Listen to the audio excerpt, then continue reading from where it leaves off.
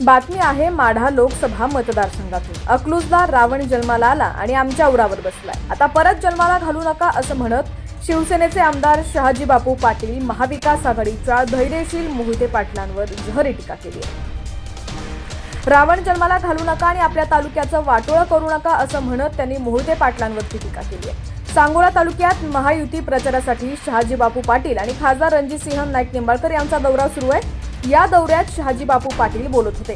यावेळी त्यांनी तुफान टोलेबाजी केली। शहाजी बापू पाटील म्हणाले, सगळ्यांनी निवडणुकांना गंभीर घेतलं पाहिजे। रामानं रावणाला संकेत बाण मारला, पण रावण लंकेत मेला आणि त्याचा आत्मा भरकटत भरकटत अकलूजला येऊन पडला। रावण अकलूजला जन्माला आले, आमच्या उरावर बसलाय, आता आमच्यात कोण राम आहे? आम्ही आपलं पाया पडत बसलो। आता रावण जन्माला घालू नका आणि आपल्या तालुक्याचं वाटोळं करू नका। रामायण आणि महाभारत संपेल, पण मोहिते पाटील आणि माझा इतिहास संपायचा नाही। 50 वर्ष झालं नीरा उजवा कालव्याच्या 4 आणि 5 नंबर फाट्याचं पाणी त्यांनी अडवलं असल्याचं म्हणत शहाजी बापू पाटील यांनी मोहिते पाटलांवरती टीका केली आहे। तर रणजितसिंह निंबाळकरांनी डाव्याचं पाणी उजव्याला सोडण्यासाठी स्वतःचा जीव धोक्यात घातला होता असंही शहाजी बापू पाटील म्हणाले। त्यामुळे निंबाळकरांच्या पाठीशी सर्वांनी उभं राहावं असं शहाजी बापू पाटील म्हणाले।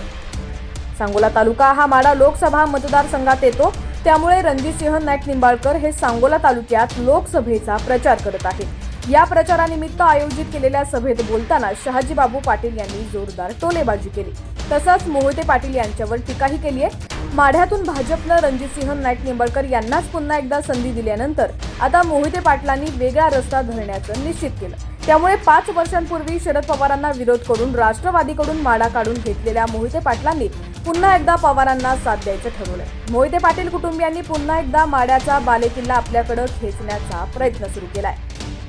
यात त्यांना कितपत यश मिळतं हे निकालानंतरच कळणार आहे। लोकसभा 2024 तसंच राजकीय घडामोडी पाहण्यासाठी HPN मराठी न्यूज चॅनलला सबस्क्राईब करा आणि बेल आयकॉनवर क्लिक करून नोटिफिकेशन्स मिळवा, जेणेकरून आमचे अपडेट्स लवकरात लवकर तुमच्यापर्यंत पोहोचतील।